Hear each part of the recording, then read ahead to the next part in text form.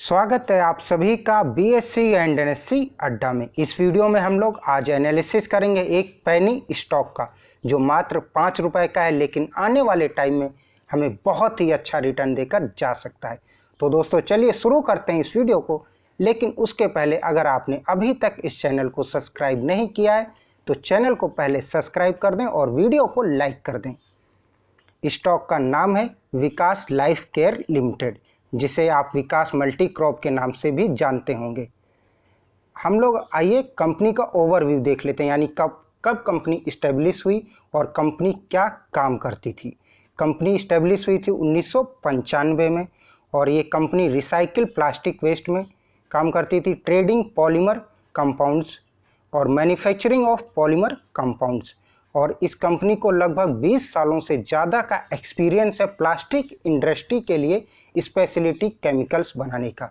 अगर हम इसे सीधी सीधी भाषा में समझें तो दोस्तों ये कंपनी प्लास्टिक प्रोडक्ट्स बनाती थी, प्लास्टिक वेस्ट मटेरियल्स को जो रिसाइकिल करती थी और प्लास्टिक प्रोडक्ट्स को बनाने के लिए यूज़ होने वाले केमिकल्स का प्रोडक्शन करती थी, उनका मैन्युफैक्चर करती थी। अगर अब हम लोग इन्वेस्टमेंट चेकलिस्ट को देखें तो इसका ROE और FD रेट जो है निगेटिव में है। डिविडेंड रिटर्न जो है वो नहीं है क्योंकि इस कंपनी ने डिविडेंड नहीं दिया है आज तक, और इसका स्टॉक जो है FD से कम रिटर्न दे रहा है। अब इसमें अच्छाई क्या है दोस्तों, यह स्टॉक जो है सही प्राइस पर है इस टाइम, यानी एंट्री पॉइंट अच्छा है। ASM JSM लिस्ट से बाहर है।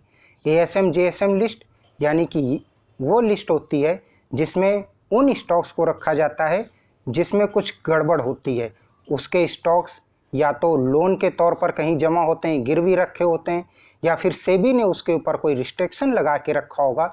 कुछ गड़बड़ होता है उनके स्टॉक्स में, जैसे बहुत ही ज़्यादा प्राइस एकदम से मैनिपुलेट कर दिए जाते हैं, तो कभी कभी उसको जो है सेबी अपने सर्विलांस पे ले लेती है, तो ASM JSM लिस्ट में रख देती है। तो ये दोनों ही पॉइंट इसमें अच्छे हैं। अब इसके PE रेशियो की बात कर लेते हैं दोस्तों। इस स्टॉक का PE रेशियो है 1.87.86, माइनस में है, यानी कि -187.86, यानी कि ये स्टॉक जो है अंडर वैल्यूड है। ये स्टॉक जो है बहुत ही ज़्यादा प्रेशर में है, प्रेशर अंडर वैल्यूड है, क्योंकि इस स्टॉक में हम आगे देखेंगे पिछले कई सालों से लगातार लॉस हो रहा है, रेवेन्यू गिर रहा है, इस वजह से इसका PE रेशियो डाउन है। अगर हम लोग इसके सेक्टर PE की बात करते हैं तो 25.52 है, PB रेशियो 9.82 है, सेक्टर PB 3.28 है। डिविडेंड यील्ड नहीं है, मैंने आपको पहले ही बताया, अभी तक कोई डिविडेंड नहीं दिया। अगर सेक्टर डिविडेंड यील्ड की बात करते हैं 1.45% है। अब हम लोग फाइनेंशियल ट्रेंड की बात करते हैं दोस्तों। इसका रेवेन्यू 2018 में 200.89 करोड़ का था, और उसके बाद आपका 2019 में 200.65 करोड़, उसके बाद 2020 में 158.29 करोड़, और फिर 2021 में इसका रेवेन्यू हो गया 84.16 करोड़ का।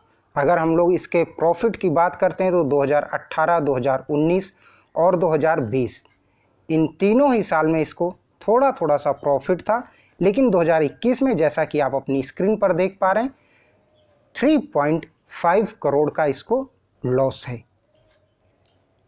अगर हम लोग बैलेंस शीट की बात करते हैं तो दोस्तों इसका लोअर देन इंडस्ट्री डेब्ट टू इक्विटी रेशियो, यानी कि इसका जो डेब्ट टू इक्विटी रेशियो है इसकी इंडस्ट्री से काफ़ी कम है, लगभग आधा है। इसकी इंडस्ट्री का डेब्ट टू इक्विटी रेशियो 95.83% है, जबकि इस स्टॉक का 45.38% है। Higher than industry current ratio, दोस्तों इसका जो इंडस्ट्री से करंट रेशियो है वो ज़्यादा है। एवरेज इंडस्ट्री करंट रेशियो है 100.57%, जबकि इस स्टॉक का है 120.31%। तो ये दोनों ही पॉइंट अच्छे हैं। इनकम स्टेटमेंट की बात करते हैं तो हम पीछे ही देख चुके हैं कि लगातार इसका रेवेन्यू जो है कम हुआ है, और इसका मार्केट भी जो है पिछले 5 सालों में कम हुआ है, 0.8% से 0.47% हो गया है। अर्निंग पर शेयर की बात कर लेते हैं यानी ईपीएस की बात कर लेते हैं, तो इसका लास्ट फाइनेंशियल ईयर में ईपीएस था 0.053 का।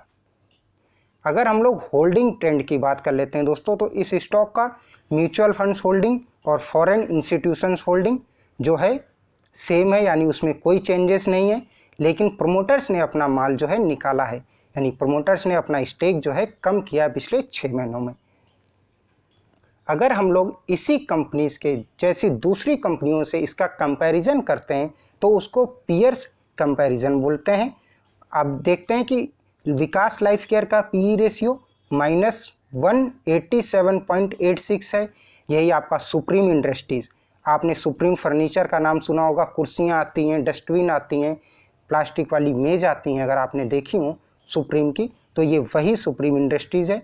इसका पीई रेशियो देखिए सही है, 26.49 का है, और नीलकमल का देखिए 29.31 का है, और मोल्टेक पैकेजिंग का 52.14 है। यानी कि आप देख पा रहे हैं विकास लाइफ केयर का पी रेशियो जो है माइनस में चल रहा है, यानी कि बहुत ही ज़्यादा ये अंडर वैल्यूड स्टॉक है।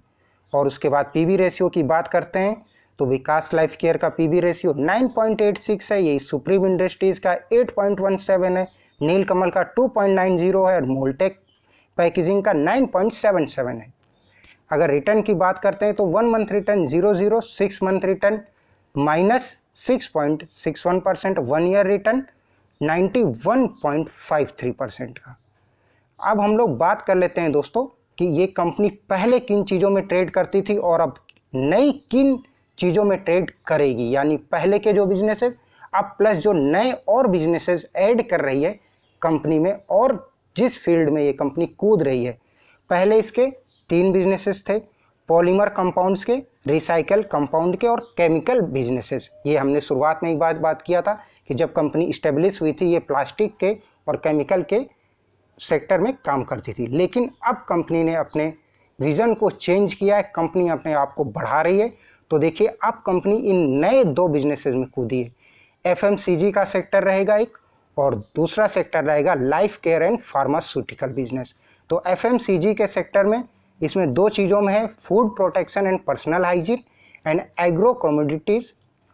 तो अब जैसे कि आप देख पा रहे हैं एफएमसीजी एंड रिटेल से सेक्टर में इसने लगभग 100 करोड़ रुपए इन्वेस्ट कर दिए हैं 2 साल के अंदर, जिसमें से एग्जाम्पल है आपका एक्विजिशन कर लिया है आरएस फाइल्स का, और आपका एग्री प्रोडक्ट्स बिजनेस के लिए इसने जो है 36.41 एकड़ लैंड जो है परचेज कर लिया है। अब ये लैंड में करेगी क्या? ज़मीन तो इसने खरीद ली, 36.41 एकड़ ज़मीन खरीदी है दोस्तों इसने उसके एग्रीकल्चर बिजनेस के लिए। तो उसमें करेगी क्या? फूड एंड क्रॉप प्रोटेक्शन होगा, प्रिजर्वेशन होगा, स्टोरेज बनाएगा, क्रॉप रिसर्च होगा, क्रॉप प्रोटेक्शन होगा। किसके थ्रू होगा ये सब? Using latest technique and facilities, यानी कि अब नई नई तकनीकी से ये खेती करेगी, उसको स्टोरेज करेगी और उसका प्रोडक्शन बढ़ाएगी। तो एक बहुत ही अच्छी बात है। अब देखिए जो हमने अभी बात की कि इसने लैंड परचेज किया है 36.41 एकर्स का, तो उसने इन सब जगह पे सोनीपत, हरियाणा, दिल्ली, राजस्थान, इन जगह पे इसने इन लैंड को परचेज किया है, जिसकी कुल कीमत 444 मिलियन की है। अब अभी हमने बात किया था नया बिजनेस इसने फार्मास्यूटिकल शुरू किया था, तो उसके लिए इसने इस बिजनेस में 22.04% का स्टेक जो है ले लिया एडविक लेबोरेटरीज़ में। तो एडविक लेबोरेटरीज़ क्या है? बीएसई लिस्टेड फार्मास्यूटिकल कंपनी है, इसमें इसने 22.04% का स्टेक ले लिया है। और ये एडविक लेबोरेटरीज़ क्या करेगी? इंफ्रास्ट्रक्चर एंड फैसिलिटी कर रही है, डेवलप कर रही है। कहाँ पर? सोहान, हरियाणा। तो वहाँ पे क्या करेगी? डोमेस्टिक के लिए और बाहर के देशों में एक्सपोर्ट करने के लिए फार्मास्यूटिकल मैन्युफैक्चरिंग यूनिट को लगा रही है। अब एक और इसने स्टार्टअप को जो है खरीद लिया है, एक्विजिशन कर लिया है उसका, जिसका नाम है ग्रीन लाइफ एग्री टेक, जिसे GLA कहते हैं। तो ये डील फाइनल हो गई, ये भी एक बहुत ही अच्छी न्यूज़ है इसके लिए। और दूसरा एक है इसका tapping into good grade plastic piping system for drinking water food grade piping plastic piping system for drinking water. तो ये जल जीवन मिशन के तहत ये काम करेगी और इसमें भी बहुत ही अच्छा, क्योंकि इसका agri and food product business बहुत ही अच्छा से चला, तो उसके बाद इसने piping system for drinking water under the flagship of Jal Jeevan mission के तहत इसने शुरू किया है। अब एथनॉल के मैन्युफैक्चरिंग के लिए एक प्रोजेक्ट स्टार्ट किया है। इसके लिए इसने बिहार में एक यूनिट भी इंस्टॉल कर दिया है जिसकी कैपेसिटी 60 KL पर डे है। तो एथनॉल प्रोडक्शन आप सभी लोग जानते हैं कि आने वाले समय में पेट्रोल और डीजल के साथ एथनॉल को मिक्स किया जाएगा, जिससे कि इनकी कीमत को कम किया जा सके। अगर आप लोग न्यूज़ को पढ़ते हैं तो आप लोगों ने सुना होगा, हमारे जो परिवहन मंत्री हैं नितिन गडकरी जी, वो कई बार इंटरव्यूज़ में बोल चुके हैं कि इनकी कीमतों में कमी की जाएगी और एथनॉल का प्रोडक्शन बढ़ेगा। इसी न्यूज़ की वजह से आपने बीच में नोटिस किया होगा कि शुगर वाले जो स्टॉक थे, शुगर सेक्टर के जितने स्टॉक थे वो सब भागे थे, क्योंकि एथनॉल का प्रोडक्शन, जब शुगर बनाते हैं, चीनी बनाते हैं, तभी एथनॉल बनता है। तो जो चीनी बनाने वाली फैक्ट्रियां थीं, कंपनियां थीं, वो एथनॉल बनाएंगी, उसी वजह से उनके स्टॉक भागे थे। तो एथनॉल बनाने के लिए इसने बिहार में प्लांट को लगा दिया है और इसके तहत इसको प्रमोशन भी मिलेगा बिहार स्टेट गवर्नमेंट से। एंड इसको पॉलिसी जो थी national biofuels policy 2018 government of India, तो इन दोनों से इसको सपोर्ट मिलेगा, क्योंकि एक ये देश के लिए काम समझिए होगा और एक और इसने स्टार्टअप को प्रपोजल दिया है एक्वायर करने के लिए, जिसका नाम है हाइड्रोलिना बायोटेक प्राइवेट लिमिटेड। तो अगर ये एक्विजिशन भी, ये स्टार्टअप भी इसे मिल जाता है तो फार्मास्यूटिकल बिजनेस के लिए इसके बहुत ही अच्छी न्यूज़ होगी। तो इसका अगर ये स्टार्टअप भी इसके साथ जुड़ जाता है, ये कंपनी भी इसको मिल जाती है, तो ये फार्मास्यूटिकल बिजनेस में और अच्छी हो जाएगी। तो दोस्तों, हम लोगों ने अभी तक देख चुके हैं कि पहले ये कंपनी किन किन सेक्टर में काम करती थी और अब ये किन किन सेक्टर में काम करेगी। तो बहुत ही ज़्यादा बड़ी होने वाली है ये कंपनी। अगर इसके ये सभी कंपनीज़ जो हैं ये प्रॉपर रन हुई और ये सब कंपनीज़ अच्छे से चलती रहीं तो इसमें अपॉर्चुनिटी बहुत सारी है। इस स्टॉक में दोस्तों अपॉर्चुनिटी बहुत सारी, यानी इस कंपनी को ग्रो करने के लिए बहुत सारा प्लेस मिलेगा। इसके लिए इसको गवर्नमेंट का सपोर्ट मिलेगा, रूल्स आसान कर दिए जाएंगे, मेक इन इंडिया के तहत इसको सपोर्ट मिलेगा, क्योंकि आप जानते हैं हमारे चाइना से बहुत ज़्यादा इंपोर्ट होता था प्लास्टिक का सामान, तो उसमें इसको फ़ायदा मिलेगा मेक इन इंडिया का। लोग इंडिया का प्रोडक्ट खरीदेंगे और गवर्नमेंट भी सपोर्ट कर रही है कि आप इंडिया में चीज़ें बनाएं, तो उसका इसको फ़ायदा मिलेगा। पॉलीमर की डिमांड बहुत ज़्यादा आने वाली है, तो उसका भी इसको फ़ायदा मिलेगा। तो कुल मिला के स्कोप बहुत ज़्यादा है, सीधी सीधी भाषा में समझें तो स्कोप बहुत ज़्यादा है, और अगर कंपनी ने अच्छे से काम किया तो आने वाले टाइम में छा जाएगी। आप इसको ऐसे समझिए। तो दोस्तों, उम्मीद करता हूं कि आप लोगों को एनालिसिस अच्छी लगी होगी। अगर अच्छी लगी है एनालिसिस तो चैनल को सब्सक्राइब जरूर कर दें और वीडियो को लाइक कर दें। और इस स्टॉक में आप एंट्री लेने वाले हैं या फिर नहीं लेने वाले हैं, ये आप कमेंट बॉक्स पर कमेंट जरूर करें। अगर आपने वीडियो देखा है तो मुझे ज़रूर बताएं कि आप इस स्टॉक को बाय कर रहे हैं या फिर नहीं। मेरा पर्सनल राय है कि मैं इस स्टॉक में एंट्री ले रहा हूं। आप सभी से बहुत ही जल्द फिर मुलाकात होगी। तब तक के लिए आप सभी का बहुत बहुत धन्यवाद।